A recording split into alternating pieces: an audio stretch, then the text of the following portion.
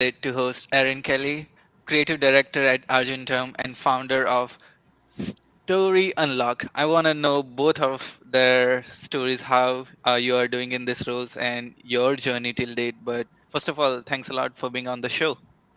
Yeah, thanks for having me. I'm really glad that we could make this work. Yeah, so Erin, first of all, how did you get in your role so far? What were the key elements which led to this position? So I was working as a freelancer doing photo and video for about a year and a half back when I lived in Niagara. I'm from Canada, just so everyone knows. And then my husband got a job in Bowmanville, which is kind of east of Toronto, and it's also about like 2.5 hours away from Niagara. So basically, I had to find a full time job somewhere, and I wanted to do something more in marketing because that's what I'd been doing to market my own business, and that's partly what I learned in school too. So I found, and I've also had other experience in other like job positions doing marketing and stuff. So I found the job with Argentum. It was a good fit for me just because I liked their mission. I liked that they were focused on clean tech, like environmentally friendly tech. And my greatest loves are like technology and the environment and like travel. And so Argentum at least covers two of those, which is cool. That's amazing. And Yeah. one thing I am curious is if like people from non-architecture, engineering, or like construction background, is there anything which you found challenging when you were like learning about this industry, or any tips or advice for people who have similar background as yours and want to get in this kind of role? Yeah, I found that when I first started at Argentum, I knew a lot less about tech than I realized. Like, for example, I didn't really understand how AI and machine learning, IoT, digital twins, I didn't really know how any of those things fit together. So my whole worldview has been opened up a little bit to just different terms. I feel like just learning different terms, reading articles, maybe following people who are focused on teaching the basics in the space would be a really good place to start. So going on Medium maybe, and just like checking out those different topics, or going on Twitter and following leaders in the industry, and just really like immersing yourself in the community that you want to learn about. And then if you actually do want to like find a true foundation for learning about technology, then maybe joining Skillshare or Udemy or something and taking a course on it. That's always something good to do. Awesome. And as a creative director, like how does a day in your life look like? What are some roles and responsibilities? We're all working from home right now, so I guess a lot of my day to day life looks just kind of like at home. I wake up and then I come downstairs. We got on our morning meeting, which is at 9:15, and we go over what we're gonna each do for the day. So we're a team of six. I'm the only person in the marketing side of things, so I say like, hey, I'm gonna create this content. Usually, I'm creating content, or I'm coming up with a marketing strategy, or working on our SEO for our website. And the other people on our team are all engineers, so they all talk about what they're going to do, which is another good way for me to learn about like what's going on with the technology in our company and how it's developing and things like that. Later on in the day, like, so I'll work for a little bit on content creation, which involves like either writing blogs or filming videos for our new YouTube channel, which is called Electric Insights, or like writing LinkedIn posts or engaging on LinkedIn. And then me and my boss Bolas have a marketing huddle where we just go over everything like marketing strategy, go over like what our goals should be and what our projects are that are ongoing. We have them all listed out on Notion. And then after we get I keep working, and then we have our end of the day call at 4:45 where we all go over what we did for the day, and that just basically wraps it up. Sometimes I'll like finish something off, and sometimes I'll just be like, okay, I need to do some yard work, or I need to get out of this office. I see. Yeah, Yeah. so we talked about how like people with uh non-architecture or AC background can learn about AC, but like what are like some bare minimum ingredients or things some people with AC background should know that can help them market or excel in this direction? I guess people in the industry should maybe just remember that not everyone knows about like the different terms in your industry. So even if you're talking about something that might seem simple, like power over Ethernet, not everyone has heard of that. So even just the unfamiliarity of it will cause people to spin and just think that it's out of their realm. Because when people hear something that sounds unfamiliar to them, they're just gonna breathe right past it. Even if it makes sense, they're not going to think about how it makes sense or anything. So power over Ethernet, it might be self-explanatory in some ways if you think about it, but it does require an explanation. And another thing is that people should always focus on talking about the benefits of their products or services rather than talking about the features, because there's a very big difference between those two things. And it was definitely something that we had to improve on our website. Got it. And like, are there any like tools or frameworks for posting on this mediums, which are like, which makes your life like productive, or like which you can recommend us? Yeah, for sure. So in my marketing practice, I follow the Story Brand framework, which is it's a framework by Donald Miller, and he's got lots of books out now. They're all about like making marketing simple, making business simple, and just focusing on like what is really effective in getting your message across. And he also has a framework for designing a website in a user-friendly way. So we've followed that a lot. I also read tons of articles just from various sources to make sure that everything is in line, that our strategy makes sense from multiple angles. And so, yeah, that's basically what I do. We also use a tool called Mangool, Mangool, to track our SEO and keywords and everything like that. And so you can even see like where your website and different pages on your website are ranking. You can see how far they've moved up in the search results, or if they've gone down, and if you should change the copy on a website page to make it rank for a different keyword. Yeah, so those are a few tools that we use, and they're a really big part of like the everyday life, I guess, with marketing, and they're very easy to use. You might need someone to help you out, like help teach you how to use them before you dive in, but once you do that, it's relatively easy to go in and check things every once in a while. That's great. I'll definitely check that out. And let's say like if you have a limited budget in marketing, and there are various options, you can spend that money, go to a conference, or you can sponsor or hire a YouTuber to make a video, collaborate with an influencer. Like, how do you evaluate which opportunity is best? Because many times when you're making the decision, you don't know the output or metrics where how much conversion this collaboration is going to lead. Yeah, for sure. So we just came back from a conference, so I might be a little bit biased, but like obviously different platforms are they serve different purposes. Like if you go and you buy a booth, like that's even more. Well, actually, it depends. Like it's very expensive sometimes to rent a booth at a conference, like the Collision conference, for example. But some influencers, depending on the influencer, are also extremely expensive. But they can be very worth it if your target audience is on their space. Like for example, it might not really be worth it for our company right now to sponsor like a TikTok video because like our target audience just isn't really on TikTok. They're more on like LinkedIn and YouTube. So maybe if we found a micro influencer and we're able to work out some kind of a budget with them, then it would be cool to work like some deal out with that micro influencer. But for now, we are embedded in the community that will show up at Collision and has shown up at Collision and has shown up at like other conferences that we've attended. So that's kind of like the best investment in our dollar, right? Like for our dollar right now. And then also another way that you can maximize your dollars in marketing is just learning how to organically, like how to like use SEO, because SEO is obviously not paid. Some of the tools to optimize SEO are paid, but SEO means search engine optimization, and it's all organic. Like those are organic results that you're getting. You're not paying for search or like for your page to show up higher, because that's SEM. So just like learn different strategies with SEO, and that will make marketing that much more cheap. It's also probably more cheap to hire someone in-house, just because, and that's just my opinion, just because I feel like they'll be more dedicated to getting you value for your brand than a freelancer might be. That's a good point. Like in-house versus outsourcing. I've seen like many times people like do like internship in marketing, like just to test out like the like returns.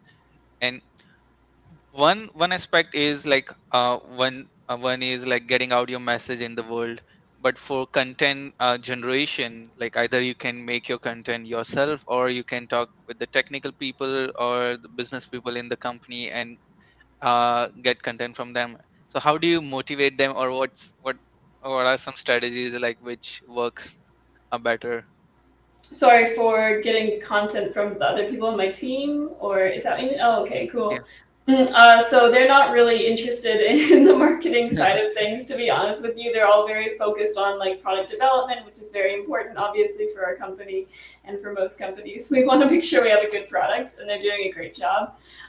So if I do need something from them to make it look like, to show off how good our like team culture is, then I'll just be very specific about the request, and it'll usually be like a small request, and I'll already have everything prepared that's behind the scenes. So for example, if I wanted to make a post about like mental health day, which we did, then I would say, hey guys, this is what I want you to do. Take a picture of yourself, like with a piece of paper where you've written down what you do for your mental health, hold it up, take a selfie. It's like very minimal effort. You don't have to even print anything off. You can just take a selfie with your camera, and you don't have to set up any professional gear or anything like that. So just making it as low effort for them as possible is like what I've found to be the most effective, because it means that things will actually get done rather than become this like overwhelming task that is not even relevant anymore after a while because it's taken so long.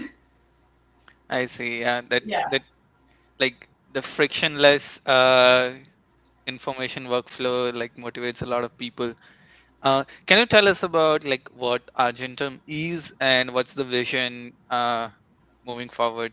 Yeah, for sure. So at Argentum, we make this electrical system for commercial buildings and industrial facilities that just like reduces their energy consumption by 20 to 40%. It does this by implementing an AC to DC single centralized conversion at the electrical panel level, so that individual loads don't have to make the conversions themselves, because the thing is like those AC to DC converters on things like light bulbs or HVAC systems with DC motors, those converters are quite inefficient most of the time. So you'll end up burning a lot of energy every single time that those loads have to convert AC power to DC power. And it's better to just send DC power directly to all of your electrical loads in your building, especially because about 80% of our electrical loads in buildings are powered by DC or need DC power. And for anyone wondering, there are two types of electricity, just in case anyone doesn't know. There's AC power and there's DC power. We get AC power from our power lines, but a lot of our digital devices these days need DC power. Like, for example, batteries need DC power to charge.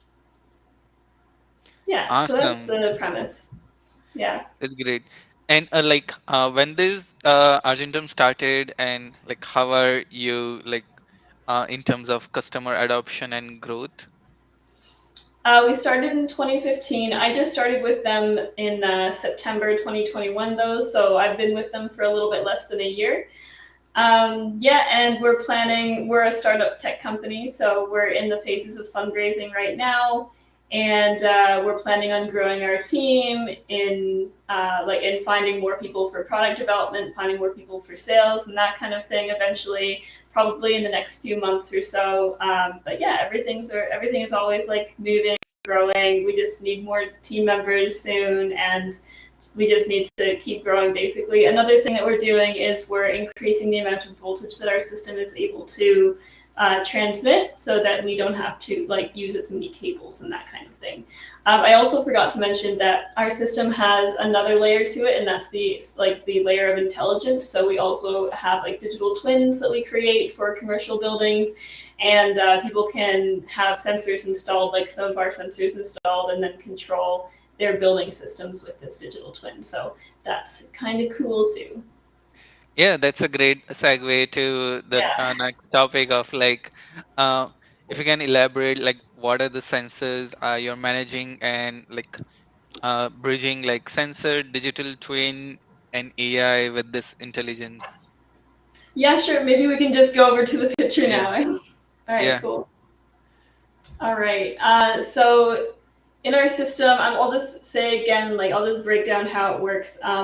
Basically, we install these wireless sensors, which are a peel and stick. You just stick them onto the wall or something wherever you want to sense different parameters like lighting brightness or occupancy. We have two different types of sensors. We have the indoor environmental quality sensor and the occupancy sensor, and both of them help to reduce like electrical bills basically by reducing like HVAC, um, HVAC output, so that it is like put out with respect to need. Like for example, if there's no one in a space, then maybe the occupancy sensor would tell our digital platform that, like our digital hub that, and then the IAQ sensor would also like let it know that this is how warm the space is. It needs to be cooler, or vice versa. And then people could control their HVAC systems based on data like that.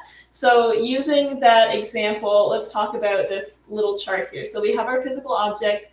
Let's say that the physical object is an HVAC motor, and you want to reduce like your HVAC motor energy consumption. So we have that, and the information about the HVAC motor is collected via sensors that are maybe in spaces close to vents or something like that, and then the vents would, it would like sense the temperature of a room or something, and then that information would be sent to our digital twin dashboard, which is called Spacer app.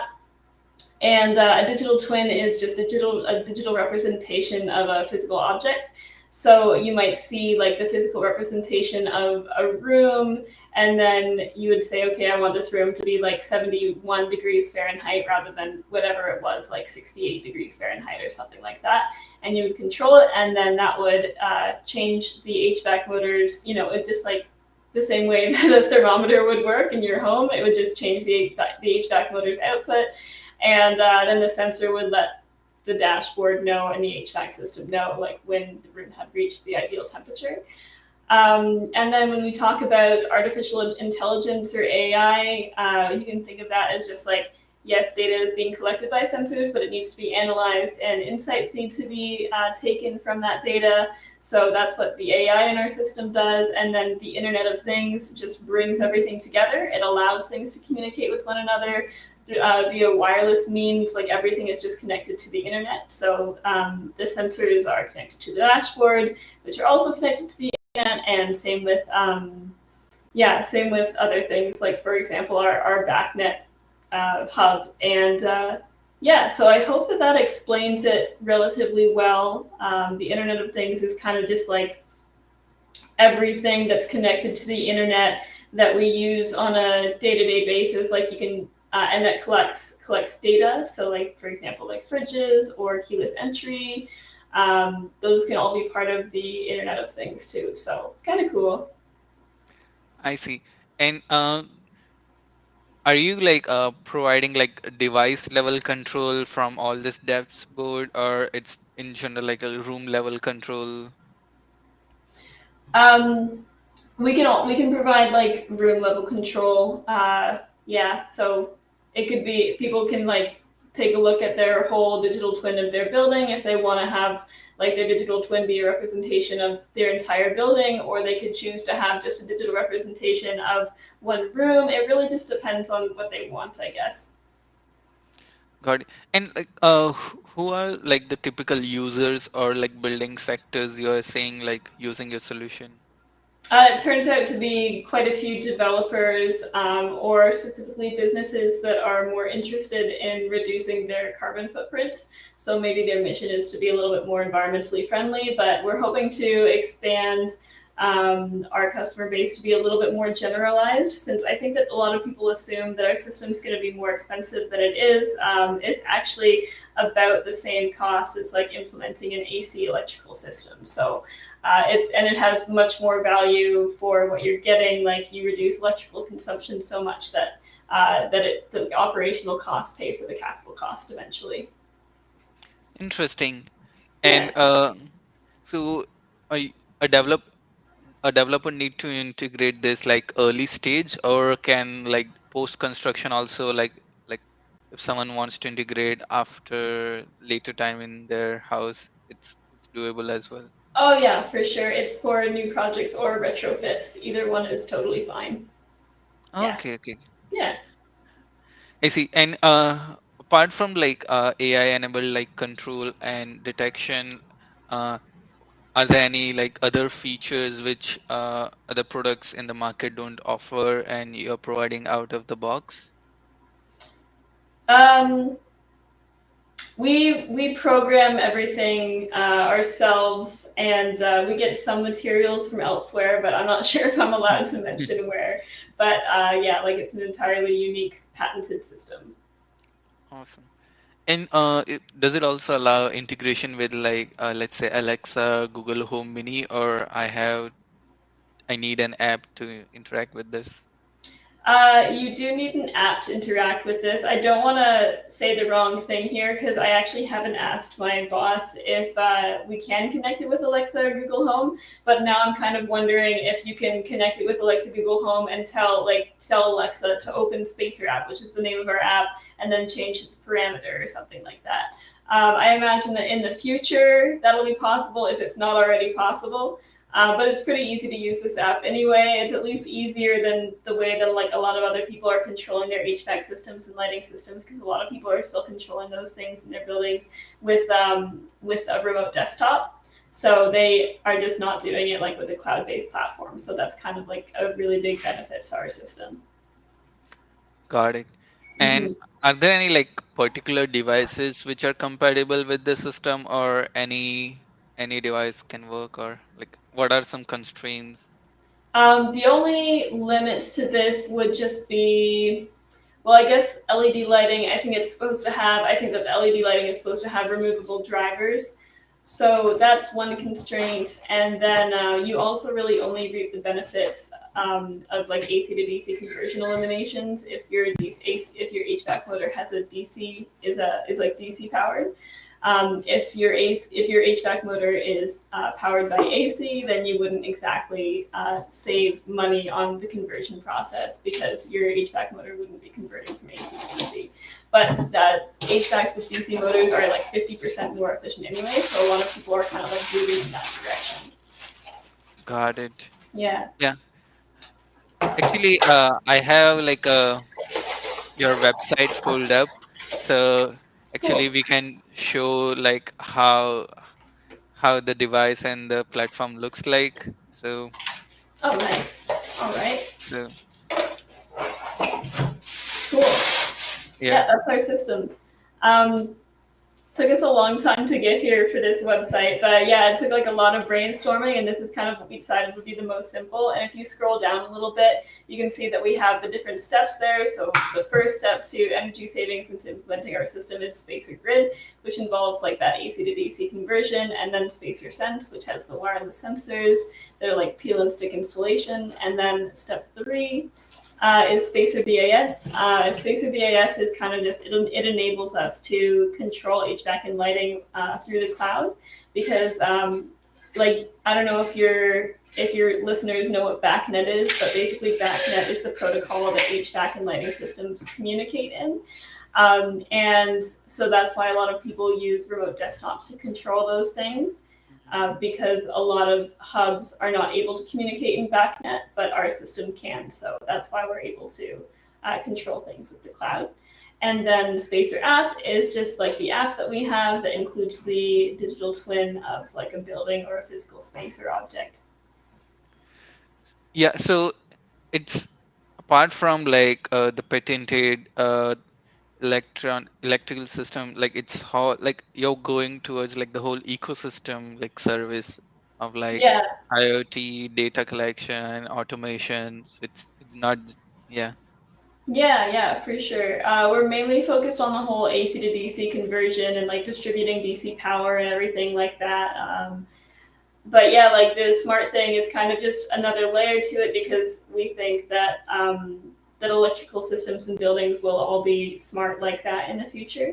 So that we kind of have to have that element, and I think it makes sense. Like, if building managers are always happy to reap those extra savings as well. Yeah, I'm not sure if you are like allowed to share. Like, if I want to install this system in my home, like a typical resident, Mhm. what is the approximate cost we are looking here? I'm not sure if I'm allowed to share an exact price with you. Yeah. I can tell you that we're mainly focused on working with like commercial buildings. So you would make back your money much more quickly if you were like buying our system to implement into a commercial facility or an industrial facility. In a home, it would take a little bit longer to like for the operational savings to make up for the capital investment. Yeah, if you're interested in finding out the price, you can always contact us through our website, and then my boss kind of like deals with all those kinds of requests. Awesome. Is there any particular blog which you recommend anyone to definitely check out or shout out?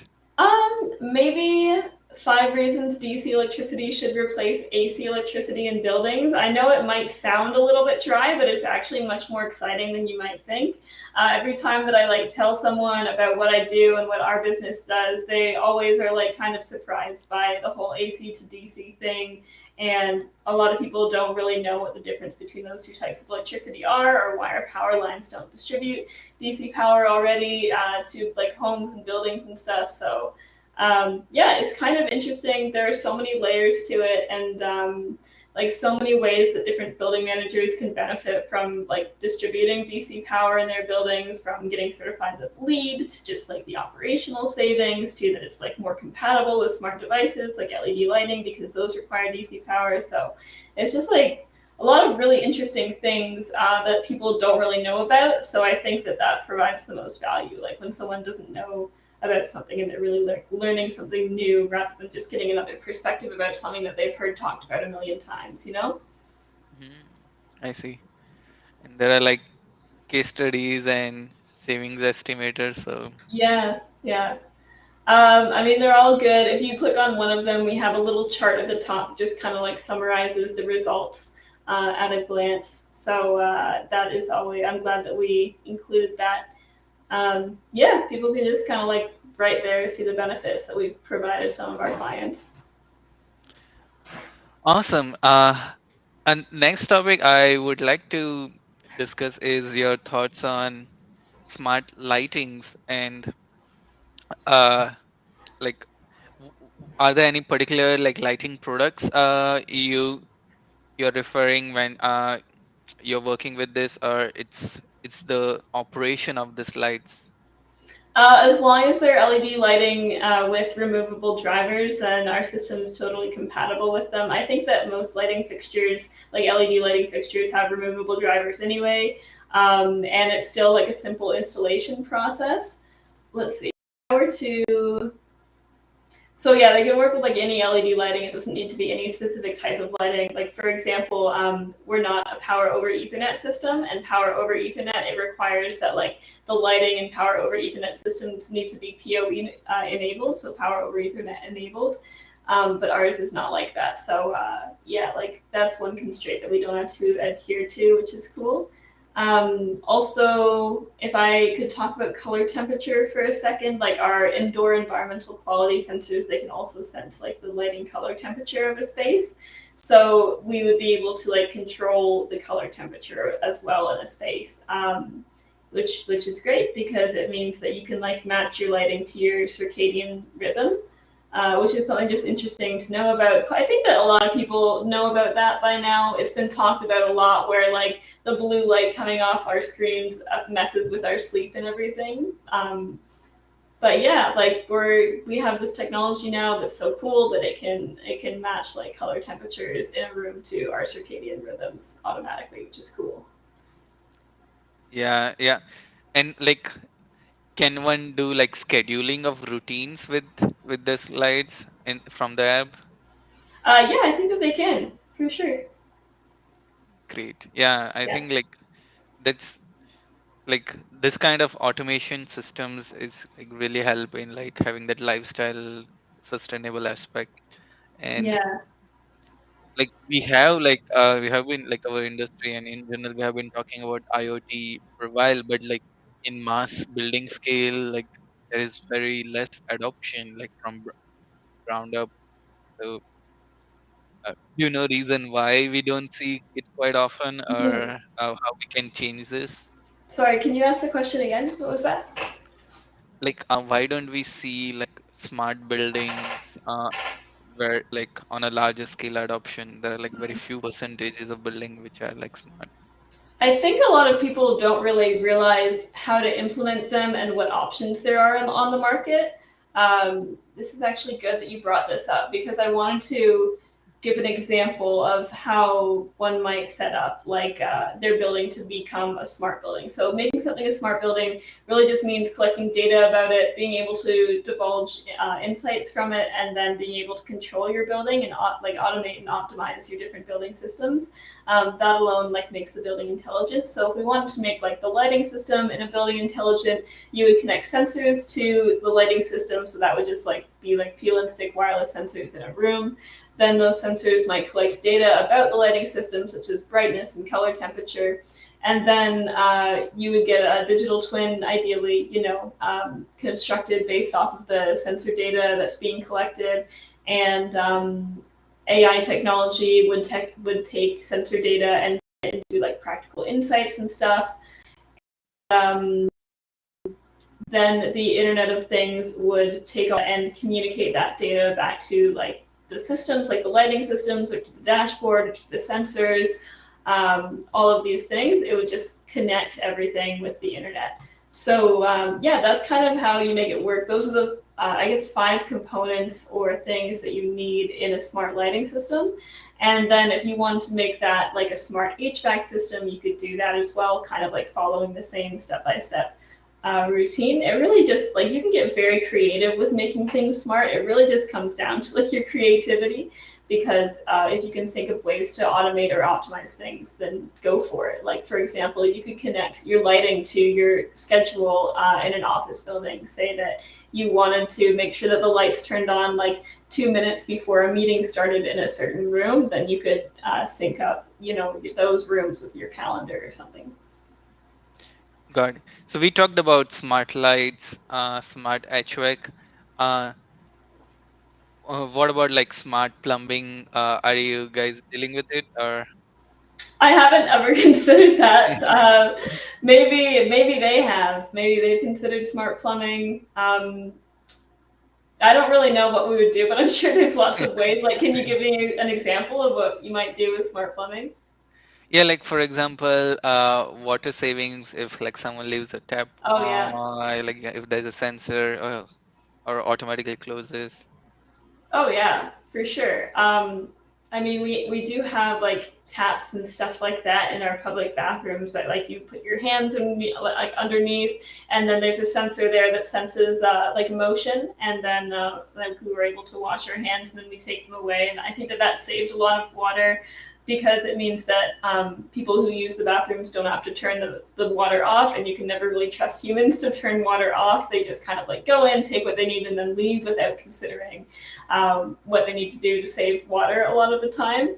So it's cool that we have that now. I think we've had it for a long time. I think that the next step up in that would probably be collecting data on how many times people use a certain sink, and like if other sinks are necessary or how many sinks are really necessary in a space. Um, how long someone might hold their hands underneath a tap, because maybe they can automatically keep the tap on for that average length of time that people would hold their hands under it to make people less frustrated with that. So there are a few different things that you can do just to like make it a better technology. Got it. Yeah. I know like we are like about like 30 minutes, right? Uh, is there anything like in terms of like urgent term or building or something which you want to share which we didn't cover yet? um, we were going to talk about the Turing test, I think, like very briefly. We could just go over that quickly in case anyone doesn't know what it is. You said that you were really interested in it, right? Yeah, sure, sure. Like, please, what are your thoughts on Turing test? Yeah, I think it's interesting. So for anyone out there who doesn't know what the Turing test is, it was developed by someone named Alan Turing, and he decided that there would be someone called a judge who who would be put through like a series of questions. Or really like scenarios where either like a human could be trying to interact with him or a robot would be interacting with him or slash like artificial intelligence interacting with him, and if the judge couldn't guess if it was like a real human or a robot interacting with them like 50% of the time, like for example if they guessed wrong, that say it was actually a robot or a human interacting with them 50% of the time, then the robot interacting would have been called maybe a human like more than 50% of the time. And that would mean that the robot is intelligent. Like that would mean that we could define it as intelligent, and then we could consider it, yeah, like true AI. And yeah, so that's what the Turing test is. And people are still, I think that it depends on the technology if we're actually there yet, obviously. Like, for example, with things like automated salespeople, like voices that are clearly machines, they haven't reached that point yet. But for customer service people online, I think a lot of people are not sure a lot of the time if they're interacting with a human or with a robot. I know, like, sometimes I assume that it's a robot talking to me online, like on a chat service, but then I ask and they're like, no, I'm a human, I swear. So a lot of the time we'll assume that we're talking to robots when it's actually a human, and that's been an interesting turn. Yeah, like especially like I'm seeing a lot of like AI in creative design process of like building design or sketching where you put text. Like Mm-hmm. we might be close to a, a time where like if a sketch is designed by AI or by human, like it's gonna be difficult to differentiate. Yeah. What is the name? I think there was this new app that I heard about on Instagram. Have you heard about it too? It's like you just write in one sentence and then an AI paints the picture for you, and it's pretty good at doing Yeah, that. Yeah. Have you heard of that? Like, there's a very yeah, specific one that I'm thinking of. It's, yeah. I haven't used the app, but like last year, I was like working with AI models which turn text to image. So like I knew like how it got better over a year. Yeah, oh, cool. yeah, Nice. yeah. Oh, that's so cool to see the difference. Yep. Mm-hmm.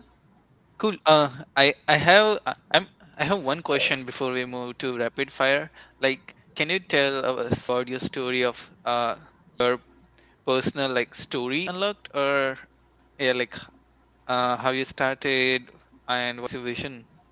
Yeah, for sure. So I started, I was actually in Tanzania for 2 months before the pandemic started. So I was volunteering there in Tanzania for 2 months. And then the news about the pandemic hit in March 2020. And all of us volunteers came home, and there was nowhere that was really hiring. And I obviously had to make money. So I decided that I would just like try and find clients for photo and video because that had been what I was doing Mia, but also like in my previous job at a manufacturing company where I made YouTube videos and stuff for them. So I started finding clients, just networking and that kind of thing around my town. And then my first paid gig was for the town of Lincoln, where I made a tourism video for them. And yeah, like things kind of snowballed from there. The town of Lincoln got me like quite a few clients, and I started just doing photos and getting more involved in the photography and videography community on Instagram and stuff. And yeah, so that is kind of like the story of how that got started. I also built myself a brand and everything, which took a lot of time. And I still kind of do it on the side, but me and my husband were working pretty hard on like yard work and stuff around the house right now, like painting and flooring. So I haven't really had much time outside of my full time job for a side hustle like that. But I think like maybe once we've gotten the house to a place where we're happy with it, then I might work a little bit more hard on like getting Story Unlocked more active again.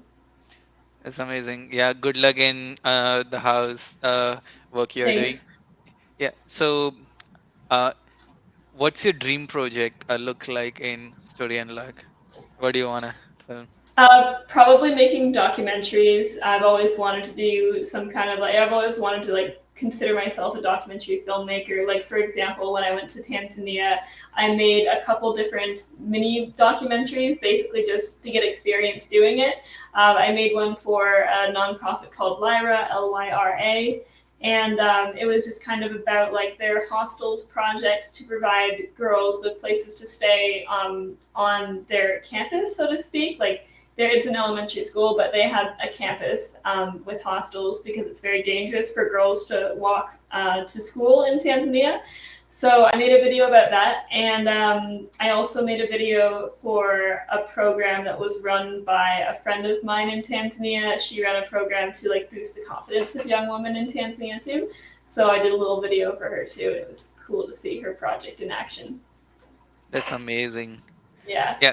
So my last segment is like rapid fire where you just have like 10, 15 seconds and you gotta make your answer very brief. So Okay. let's do this.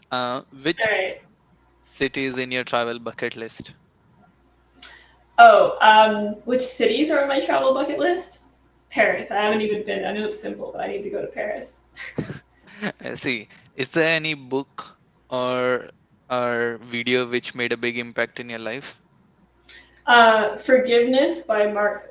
Yeah, Forgiveness by Mark Sakamoto. Definitely check that out. It was one of the finalists for Canada Reads, like CBC Canada Reads. It was really good. Definitely changed my perspective.